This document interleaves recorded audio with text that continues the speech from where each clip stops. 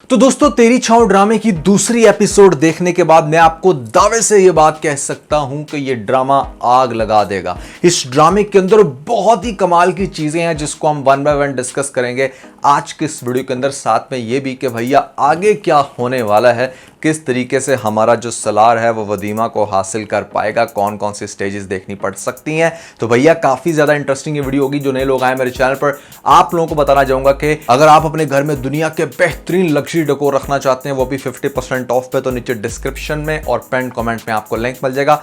अभी जाएं, अपनी मर्जी का डेकोर या कुछ भी खरीदने के बाद हमें अपना फीडबैक देना मत भूलिएगा। PK Luxus. We don't sell crap. मैंने इस ड्रामे की पहली एपिसोड देखने के बाद ही बता दिया था कि ये जान निसार और खास तौर पे जो भी पीछे ड्रामा गुजरा है हमारा दानिश तैमूर और कोमल मीर का, इसका नाम राह जुनून था, उससे भी ज्यादा बेहतरीन है। लेकिन अब मैं ये कहूंगा कि this is going to be blockbuster, क्योंकि अगर आप इस ड्रामे की पहली 2 ही एपिसोड देखेंगे तो समझ जाएंगे कि कितना ज्यादा इंटरेस्टिंग है। ये वही ड्रामा है जिसके अंदर लीडिंग रोल जो है वो बहुत मजे के हैं और खास तौर पे जो सपोर्टिंग कैरेक्टर्स हैं उनको भी देखने का बहुत मजा आता है। जैसे आप देखें, सलार के जो फ्रेंड्स हैं वो बड़े मजे के हैं, उनकी बातें बड़े मजे की, उनकी हरकतें बहुत अच्छी हैं। फिर उसके अलावा यहाँ पर आप देखें सलार का बाप, वो कितना इंटरेस्टिंग कैरेक्टर है, नेक्स्ट लेवल का उसको शेख दिखाया गया है। और ये रियलिटी है, ऐसे बाप होते हैं जो मतलब बिल्कुल छोटी छोटी चीज़ों को मुय्यर करके देते हैं, यहाँ पर हर छोटी बड़ी चीज़ का हिसाब रखते हैं, बावजूद इसके उनके पास ठीक ठाक दौलत होती है। फिर आपको जो दिखाया गया दूसरा कैरेक्टर यहाँ पर, जो मेरे ख्याल से सपोर्टिंग कैरेक्टर्स में से सबसे ज्यादा इंटरेस्ट डेवलप करवा रहा है, वो है वदीमा का बाप।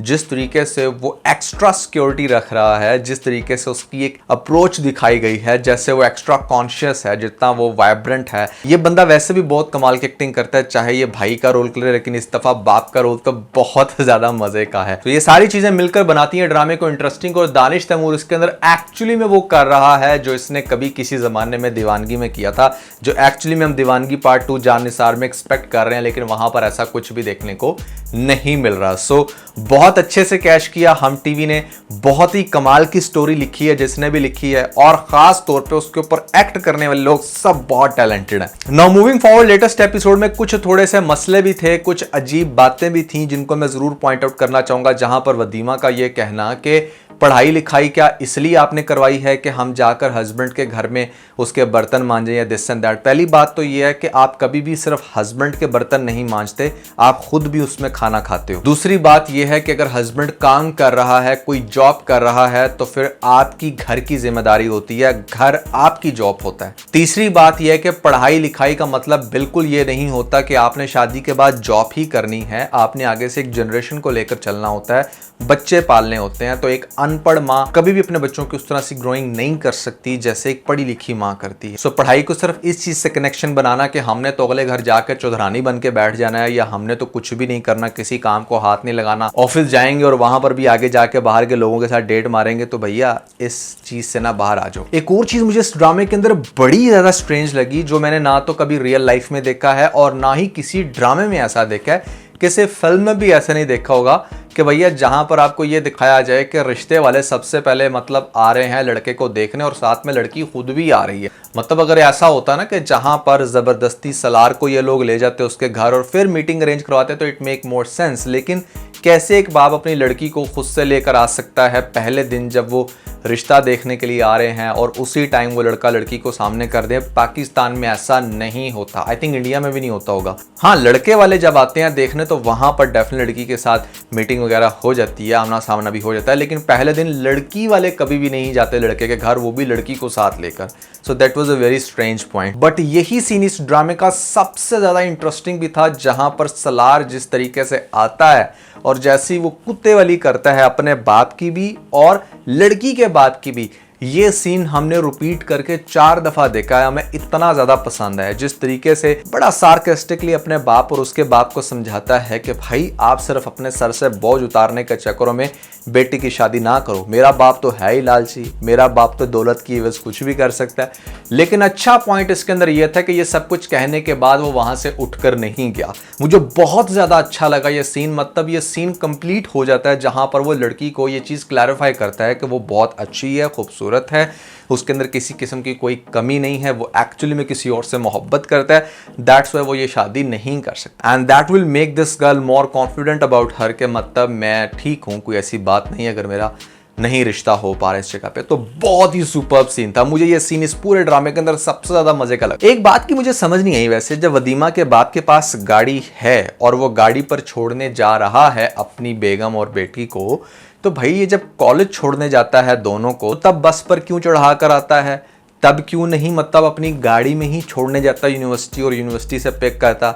ये एक बड़ा अजीब पॉइंट लगा मुझे। मतलब आप दिखाते कि भैया हाँ वो रिक्शे पे छोड़ने जा रहा है, जब गाड़ी है उसके पास तो फिर क्या इशू है। सो नेक्स्ट एपिसोड सुपर धमाकेदार, जहां पर फाइनली आपको वो सीन दिखाया जाएगा कि वदीमा के घर में जाएगी, जब वदीमा जाएगी रुखसार के घर में, और ऐसे में रुखसार मीटिंग अरेंज करेगी उसकी डायरेक्टली किसके साथ? सलार के साथ। और सलार जब उसके सामने आएगा, she will be shaking like के मतलब मैं क्या करूं अब।